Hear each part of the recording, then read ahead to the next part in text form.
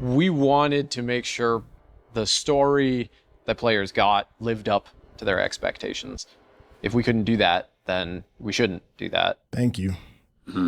I appreciate that so much. Yeah. What's going on? It's your boy Syntell with the Intel. You can already see Rekkai's in the building. What's going on, champion? Hello, Governor. Hey, listen, this is a bit of a change up. We are going to actually be doing a reaction to a YouTube video from the official League of Legends YouTube page. Make sure you click their link in the description because we're actually just giving more of a shout out for them giving some additional information regarding the hit series Arcane. This is called Arcane Bridging the Rift. Once again, this is shouting out the League of Legends YouTube page. Make sure you click and subscribe to their page in the link in the description. Rekkai, how you feeling about this little bit of a behind the scenes look into what we think is arguably one of the greatest animated series of all time? I'm here for it. So I've never seen this, so I'm looking forward to it. All right, so without any further ado, let's get started. Patreons, thank you so much for your patronage. Without you, this doesn't happen. We're getting started in 3, 2, 1. So for those that are wondering, like, why are y'all doing this bit of Arcane? We have had so many people recommend this little ditty, and they're like, if you enjoyed this, then you need to really see the behind the scenes on how they made this beautiful film, beautiful project. If you're gonna change the world, don't ask for permission. I hear that. I know that's right. Who are you playing? Mordekaiser. Because he's heavy metal. They're always in this one map, you know, in this one environment. So that's the game. I don't think I've ever actually seen the game. You start to wonder, like, where do they sleep? It reminds me of like Grand Theft Auto 2. What is their normal life like? Hey, look at Jinx. That's what they have. We knew Arcane was going to be the very first.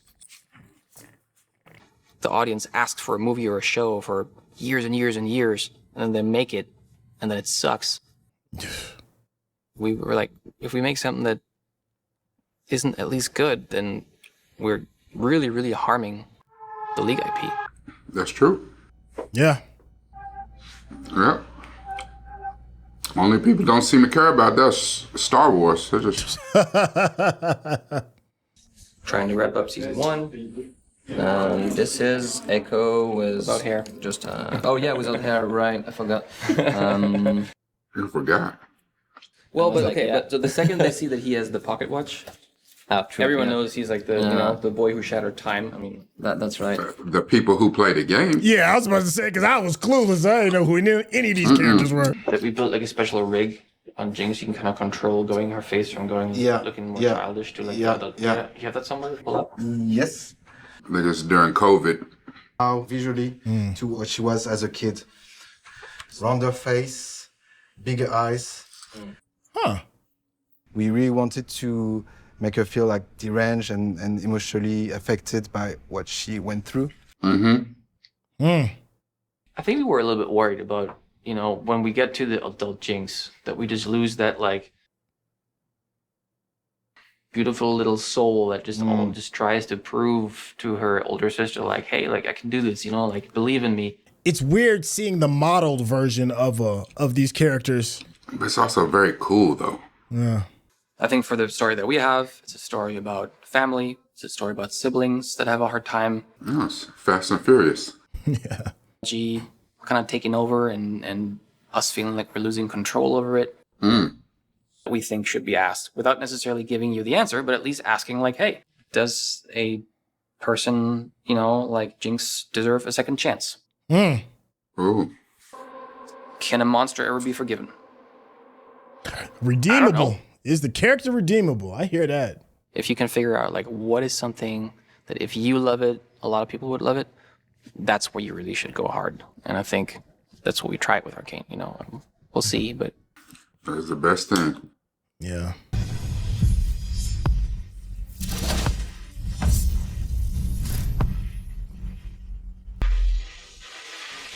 I only dream in risky.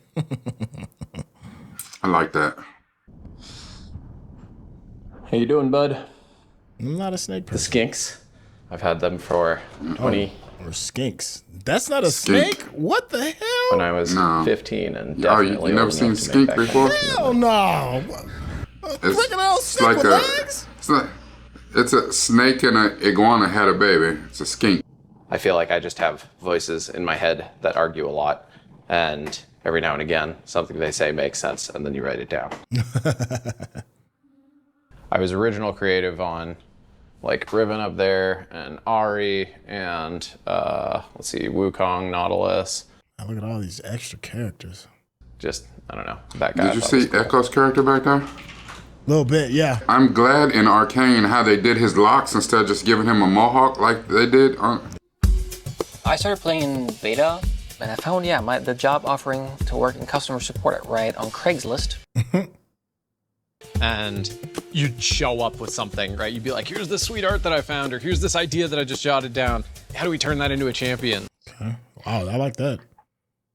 Mm-hmm. This spirit at the company, Katie D'Souza did this. I mean, it wasn't a sketch, it was like a full concept of what she called Psycho Arsenal. Mr. Pew Pew. Pigtails and just kind of like guns all over the place. I mean, everyone just fell in love with it immediately. Vi and Jinx were characters that Alex and I always really liked. Bravo, sis. We worked on them together. Damn, that's Vi? Mm-hmm. Was working on like the characters themselves, like their creative, their voiceover lines with, other writers. Look how big her tattoo is on her face. Spike up, like the screechy. Okay, I'll try. Whoa. That's from 2013. Yeah. And when Christian made Get Jinxed, Wow. that was That's like some Doctor Strange love-ish. video game action. Or as we at the company tend to call it, fight porn. But that's what it always was. This sense of obligation to the players, it just felt like we Thank you for that. Mm-hmm. spending so much time with them and loving them, and it just felt like they deserved to have better stories. That was Victor. Building characters, stories, and just go deep on it. We had this amazing, amazing partner in Fortiche, this animation studio in Paris. Fortiche. We worked with them on the Jinx music video, on the Imagine Dragons music video for Warriors. Oh, they had already done music for Imagine Dragons for them before. I didn't know that. They just always had this X factor of these beautiful visuals. It's super artistic and everything. It just kind of always clicked. That's for Echo back 2015. I didn't know nothing about none of this. If there's any superpower that we had in the beginning to make Arcane a thing, it was whether or not we could really unleash the potential of Fortiche. Hey, Betty. Le problème, c'est de finir après avec un shot final où t'as Rémi qui serait beaucoup trop à gauche et lui qui serait beaucoup trop à droite. What do you say? Mm-hmm. The Buddha. The Buddha is the yes man of the company. He's saying yes to everything. A good idea? Yeah. Yes, it is. Can I do it? Yes, you can. We do a mix of 2D and 3D. A mix of style. Geek with dirty. Hard at work.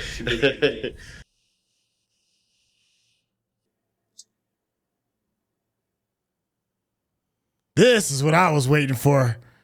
To see how did they create this? The beauty of it all. So let's say you have like a character smoking a cigarette. Instead of having like a 3D smoke being simulated by 3D tools, it's actually... That's crazy. Frame by frame. On est en train de maltraiter.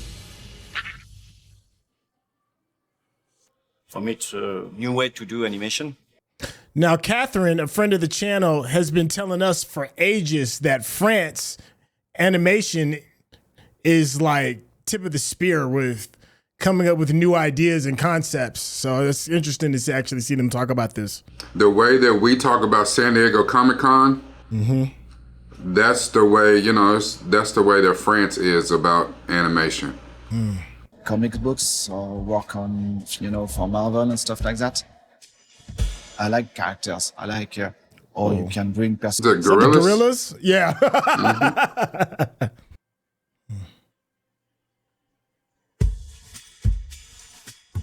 Okay. Seemed like they was on the fringes back in the day. Yeah. I think we should make a TV show about our characters that is the highest budget ever spent on an animated series. It's going to be great. The first answer was no, get out of the office. And in the back of my mind, I'm just going, how am I going to talk Christian out of this? Like, how am I going to help him realize that, like, we're jumping the shark? Difficult it was to pull something like this off. We have something called the video game curse, which is very few games have adapted into film and television well. Yeah. Yeah, that's fact. Okay, it was a little bit more. Now we can explore some 3D models and everything. Like $5,000. They're like, okay. And I don't remember getting any of this money. He's like, hold So on. he nickel and dimed them to 250 million? He done nickel and dimed them to... Powder, her little sister, you know, is just always messing up. You know, it was just a test of like, hey, like, can we even do animation where acting feels good? Yes, you can. This is so unbelievably ambitious. Like, I don't know how in the world we're going to pull this off. Damn.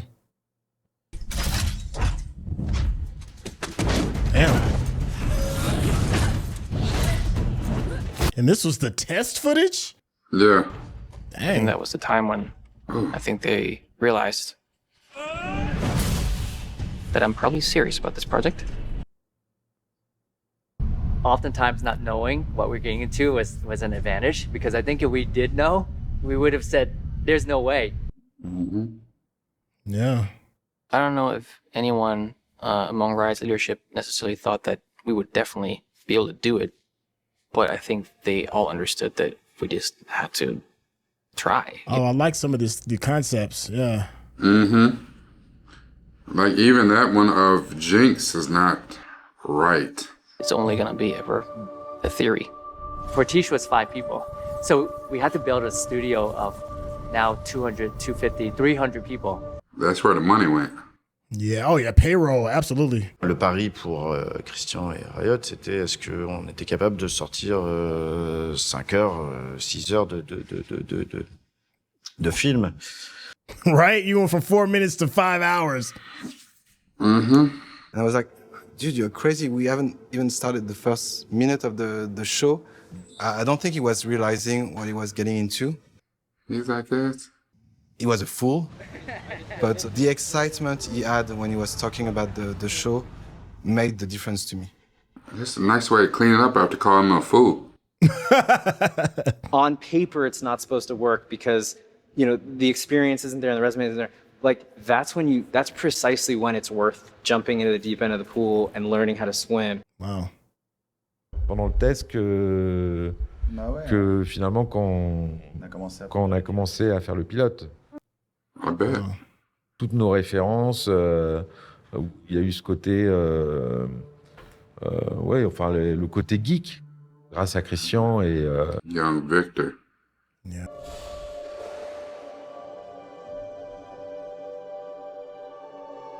That was a great scene, that first fight scene in episode 1. Yeah. Wow.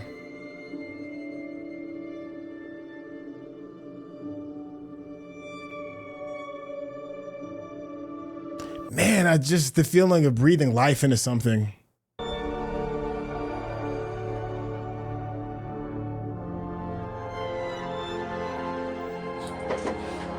$10 months for the first episode.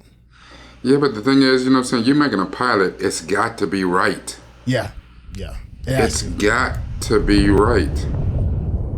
And I think that's part of the problem that we're talking about some of the other stuff we've been talking about here lately.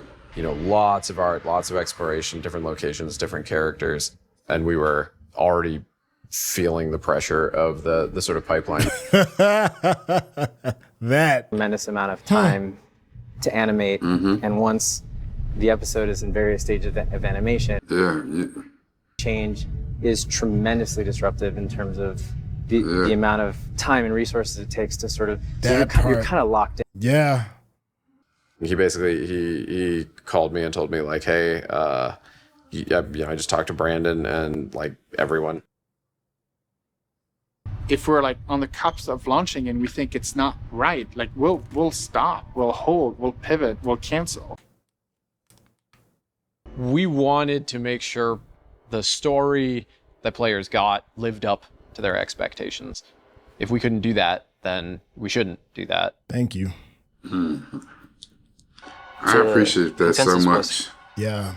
You don't have the story yet, and it's not going to work, you know? Woo! If you're watching this on YouTube, you're going to see a cut down version of our reaction because we're only allowed to show you a limited amount of picture-in-picture. But if you want to watch the whole thing with us uncut, uninterrupted, head over to our Patreon page at patreon.com/Syntell. Become a member of this channel. You'll get access to the full uncut reaction, but you will need your own Netflix, HBO Max, or Disney Plus subscription so you can open up each episode in an adjacent window to our reaction. We'll give you a little time with a small reference video at the bottom of the screen to help you sync up the footage. And it'll be like you're watching it with your favorite pals from the internet. Not bad at all. Just to give you all just another heads up, we are getting this footage from the League of Legends YouTube page. Please head over to the League of Legends page, hit that subscription button. Thank you for allowing us to showcase some of this on the Syntell channel because we are super fans of this show, and for us to get a little bit of time to kind of like look behind the curtain of Dr. Oz in this world of fantasy that you built, and allowing, you know, us to see like, you know, some really some personal moments, the make and break things that can show how tentatively delicate these projects could be. I really appreciate. I've got a lot more to say, but Rekkai, I want you to jump in real quick regarding at least this first episode, regarding what we've seen with Arcane. I think the approach that they took to doing this was very interesting. And I think also that's what's interesting is that Christian wasn't like the founder. He wasn't the CEO saying, you know what, we're going to make this bold jump. We're going to do this because this is where I want to take this property. No, it's a dude that works there. He's extremely passionate. He's got a vision. It's like, hey, I know we focusing on the game, but what if we did this? And it reminds me in a different sort of way of the determination that Ryan Reynolds, if you've seen the backstory stuff on his approach to trying to get Deadpool made, like the first one. No, I haven't seen that, but go ahead. Where, I mean, sometimes you just got to pop out and show ninjas. And I like the fact that he did a certain amount of things to show them. And it's like, okay, this is what I'm seeing, this is what I'm, and they, you know, it's kind of funny to know that this was $250,000, but he nickel and dimed them. Hey, give me 2,000. Give me 5,000. Give me 10. Give me 65. Like the number kept going up and up. It's like, you know, all right, I'm gonna need about 4 million, you know. Yeah. But I thought that was really interesting. And then, you know, just because I love art and I love this amount of creativity, I thought this was extremely interesting.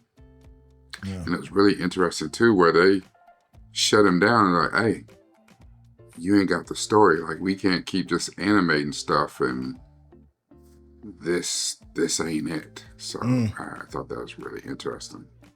I love you know, when I love documentaries, and I especially like reading like a bunch of like biographies and stuff like that when it comes to people that have done incredible, phenomenal things in their lives, and then they tell you about how that came to be. And in most instances, I'd say 95% of them, you know, there's that moment of doubt.